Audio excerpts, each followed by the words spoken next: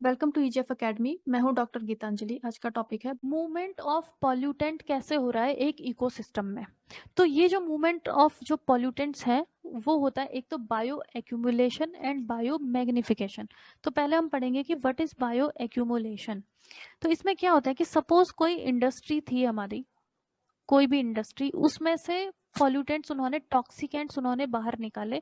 Example हम ले लेते हैं मरकरी का। आपने मिनामेटा डिजीज के बारे में सुना? ये जो इंसिडेंट हुआ था वो हुआ था मिनामेटा डिजीज का, वो हुआ था जापान में। उसमें क्या हुआ था कि मरकरी पॉल्यूशन वहां पे हो गया था। तो वो एक एग्जाम्पल है आपका बायो एक्यूमुलेशन का। जो इंडस्ट्री है सपोज वो यूज करती है मरकरी, तो वो जो टॉक्सिक मरकरी है वो वहां से इंडस्ट्री से निकल के आ गई आपकी वाटर में। वाटर में उन्होंने क्या किया कि अपना वाटर डिस्चार्ज, जितना उनका क्या था वेस्ट वाटर जो था, उस वेस्ट वाटर को उन्होंने डाल दिया रिवर में। अब उस रिवर में आ चुका है वो toxicant, suppose mercury, this is mercury. तो अब उस मरकरी को पानी के साथ में एक फिश जैसे ही उस वाटर को, मरकरी पॉल्यूटेड वाटर को वो पीते जाती है। अब धीरे धीरे वो मरकरी उसमें इकट्ठा होते रहेगी। हम पूरे इकोसिस्टम, पूरे फूड चेन के थ्रू वो कैसे पास होता है वो हम देख लेते हैं। इस पानी को यूज किया फाइटोप्लैंक्टन ने। फाइटोप्लैंक्टन में वो मरकरी इकट्ठा होती है। फाइटोप्लैंक्टन्स को खाते हैं जू प्लैंक्टन, फिर जू प्लैंक्टन में वो मरकरी जाती है। तो इससे वो एक फाइनली फिश में वो एक्यूमुलेट होते रहती है। क्योंकि फिश जितने भी साल जिएगी, अगर वो 2 से 3 साल तक वो जिंदा रही, तो उतने टाइम तक उसमें वो मरकरी इकट्ठा होती रहेगी। तो इसे हम कहते हैं बायो एक्यूमुलेशन। बायो का मतलब है कि लिविंग बीइंग, और एक्यूमुलेशन का मतलब कि वो इकट्ठा होना। तो gradual accumulation of substances in an organism, एक ऑर्गेनिज्म में ग्रेजुअली जिस तरीके से सब्सटेंसेस इकट्ठा होते जा रहे हैं उसे हम कहते हैं बायो एक्यूमुलेशन। तो अब ये बायो एक्यूमुलेशन तब होता है when the organism absorbs a substance at a rate faster than its excretion। जैसे कि हम इंसान जब पानी पीते हैं, उस पानी में हमारे पॉल्यूटेंट हैं, माना कोई पॉल्यूटेंट है, कोई टॉक्सिक उसमें पदार्थ है। हम जब पानी पीते हैं तो पानी उसके बाद कहाँ जाता है हमारी किडनीज में, किडनी से वो फिल्टर होके बाहर निकल जाता है in the form of urine. लेकिन अगर हमारा एक्सक्रीशन से ज्यादा हमारा एब्जॉर्प्शन हो रहा है, हम ज्यादा से ज्यादा पानी पीते जा रहे हैं और एक्सक्रीशन हमारा कम हो रहा है, तो वो पॉल्यूटेंट हमारे अंदर इकट्ठा होने लगेगा। देखो, कोई भी टॉक्सिकेंट बॉडी में, किसी भी ऑर्गेनिज्म की बॉडी में तब वो इकट्ठा होता है जब एब्जॉर्प्शन, एब्जॉर्प्शन मतलब कि पानी को ड्रिंक करना, एब्जॉर्प्शन ज्यादा हो रहा है एक्सक्रीशन से। एक्सक्रीशन मतलब कि बाहर निकलना यूरिन के थ्रू।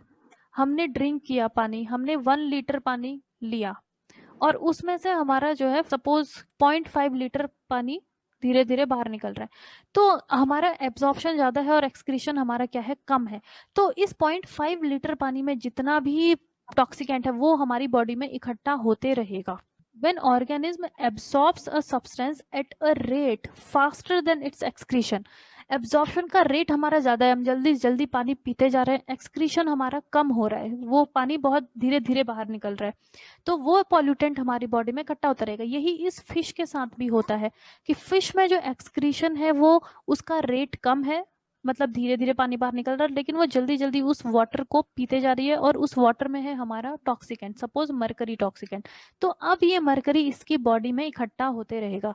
मेनली जो टॉक्सिकेंट्स होते हैं वो इकट्ठा होते हैं हमारे फैटी टिश्यूज में। और जो फिश है, फिश स्पीशीज में तो सब फैट बहुत ज्यादा मिलता है, तो हमारे भी जितने भी फैटी टिश्यूज हैं वहां पे ये जो टॉक्सिकेंट्स है वो इकट्ठा होते रहते हैं।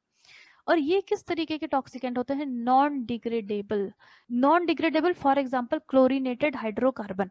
अब होता क्या है कि कोई डिग्रेडेबल अगर पॉल्यूटेंट है, डिग्रेडेबल पॉल्यूटेंट का मतलब है कि कोई ऑर्गेनिक मैटर, जिस ऑर्गेनिक मैटर को माइक्रोब्स डिग्रेड कर सके उसे हम बोलते हैं डिग्रेडेबल। वो तो डिग्रेड हो जाते हैं वो पॉल्यूटेंट्स। जो नॉन डिग्रेडेबल, जैसे कि क्लोरीनेटेड हाइड्रोकार्बन का ही एक एग्जांपल है हमारा डीडीटी। इस टाइप के जो पॉल्यूटेंट्स होते हैं वो काफी होते हैं कॉम्प्लेक्स, कॉम्प्लेक्स टाइप के ऑर्गेनिक मैटर होते हैं।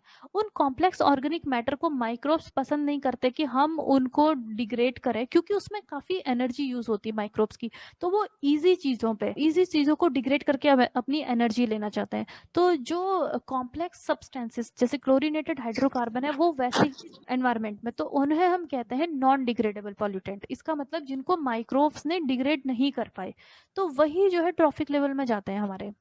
तो इन जो हमारा जैसे मरकरी है, suppose methyl mercury, mainly CH3Hg, methyl mercury, ये एक नॉन डिग्रेडेबल हो जाता है क्योंकि इनका जो बॉन्ड है ना मिथाइल मरकरी का, इस बॉन्ड को तोड़ने में एनर्जी बहुत ज्यादा लगती है।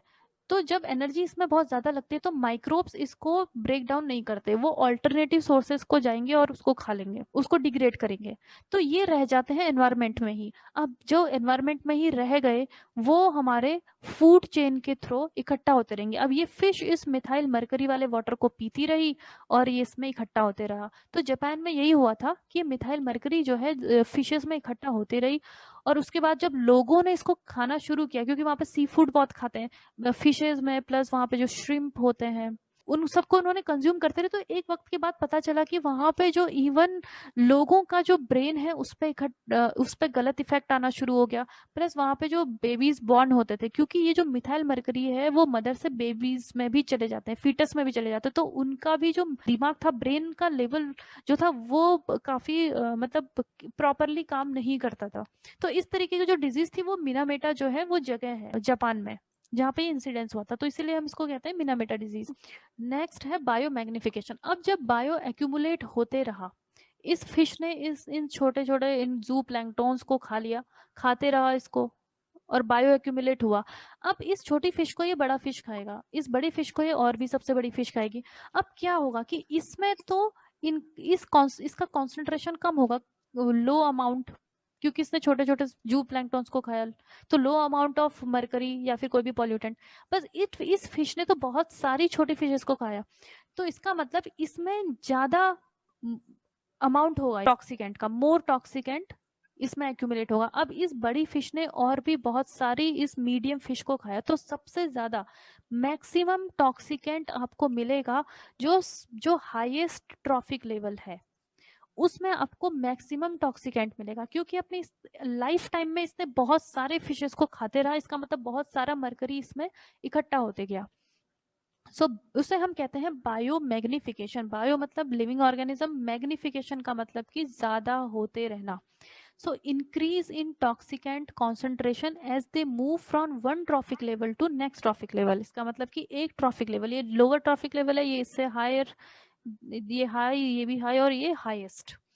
तो जैसे जैसे हम ट्रॉफिक लेवल में ऊपर की तरफ बढ़ते जाएंगे वैसे वैसे हमारा टॉक्सिकेंट का कॉन्सेंट्रेशन भी बढ़ते जाएगा, उसे हम कहते हैं बायो मैग्निफिकेशन। तो ये इसलिए हो रहा है क्योंकि pollutants have are having the property like long life, क्योंकि वो नॉन बायोडिग्रेडेबल है, तो उनकी लाइफ साइकिल काफी लॉन्ग है। Plus soluble in fat, fat tissues में वो इकट्ठा होते जा रहे हैं, so will lead to the process of बायोमेक। इकोलॉजी सीरीज को फॉलो करने के लिए आप हमारे चैनल को सब्सक्राइब कर लें। अपनी बेटर प्रिपरेशन के लिए आप हमारे अफोर्डेबल कोर्सेज भी ज्वाइन कर सकते हैं। हमें कांटेक्ट करने के लिए आप दिए गए नंबर्स पर कॉल करें और contact through our website link is given in the description box.